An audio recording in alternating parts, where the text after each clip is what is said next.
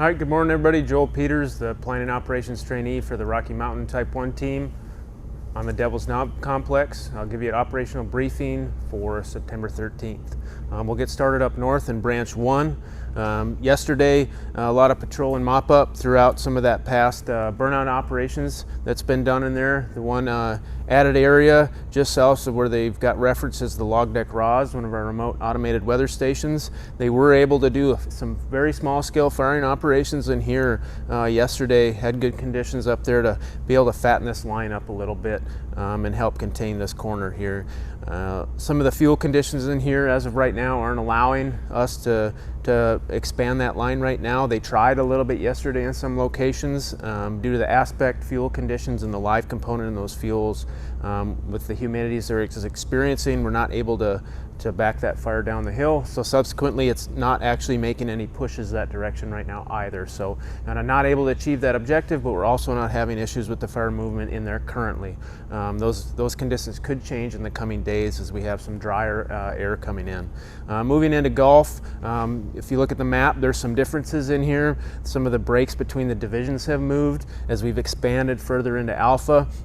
We've moved some of those around and expanded that way as we push more and more resources out towards the rough patch fire. So that'll look a little bit different today. I'm still focusing on this primary line that's shown in the green on the map. We've got a little bit of work to do still to tie it into the rough patch out here. So folks are working heavily on that, getting the snags out, doing some mastication and getting that set. Definitely still got folks in here looking at how we can tie that in closer and looking off tying this bigger piece in here with this road system off of DP9 and heading back up to the main road up here. So definitely still scouting that, still looking at it. Just kind of waiting on weather conditions and having that availability to make that smaller once we get this piece all the way tied into the rough patch. Moving down into Division Bravo, these spots down in here just east of the Ash Valley are still moving around a little bit, so we're doing a lot of patrol in there and making sure that stuff stays where it's at. The Ash Valley end of shift yesterday, they got the prep done on the east side of the valley, so if this fire tries to move around in there and make any pushes towards the structures, they'll be a little bit more well prepared for that. They've got some equipment line in there, got the ladder fuels out of there, and then also chipped those fuels, so now they're not basically putting more fuel on the side of the structures. So kind of a one-stop shop with that there. So hopefully that'll help protect that area if this fire does decide to move around. Further south in Bravo, still focusing on our primary containment line that ties in from the Smith all the way over to the rough patch. They got a little bit more work in there to tie that in today. So continue on working on that. And then Division Charlie has the area south of there.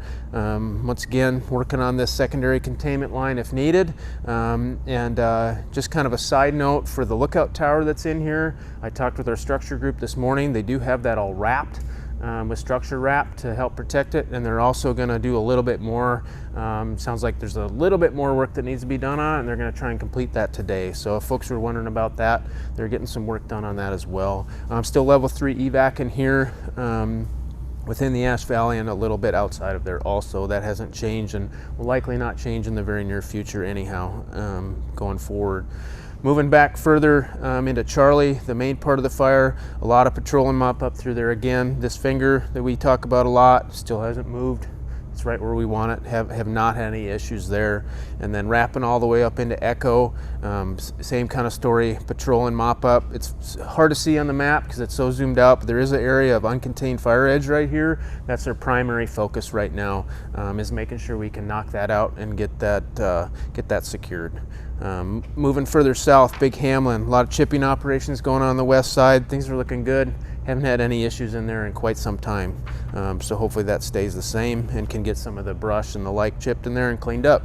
The slop just south of the DP45, still working that hard, crews, equipment. Hopefully in the coming days we'll maybe be able to get some black on the map to show that contained. Just a lot of heavy fuels in there, and it's taking quite a bit of time and a lot of water to get that knocked out. Moving further up into Hotel, and slowly adding containment as we come north. That's in that old burn, so a lot of work with the heavy fuels that are in there and the dry fuels, so it takes a lot of mop up. It's not going out on its own, so it's taking a lot of work in there. The biggest deal on Hotel yesterday was we did do some aerial ignition in there, very small scale, just from DP37 back towards DP41. If folks can see it, where this fire edge is kind of squiggly and big fingers of green in here. So they did do a little bit in there, get that cleaned up. They kind of didn't want to do the whole thing at once. They did a kind of in a scaled pattern of, let's do this today, and today they're going to look at potentially cleaning some of this up. They didn't have any spots over the road. They had one little spot, I guess, I believe by this finger, where it goes from the old burn down to the creek, and then there's a small band of timber before you hit the pavement. They had one small spot, I guess, down in that band of trees, so right off the road there, they'll pick it right up and mop it up complete. So really didn't have any issues in there. And once again, that's the reason we're doing that, is because we don't want that main fire to do anything and have a push and throw spots and be able to have any active fire move to the north. So that's why we're doing the burnout operations in there as well. The reason we're doing it with aviation is due to all the snags in there in that old burn. It's not a place that we can put people and really no good access to it. So that's why we're doing it that way, and we'll continue that today as well. Today our aviation component is, we're still missing an air attack, but we are sharing with the rough patch fire for a HELCO, which is a helicopter coordinator.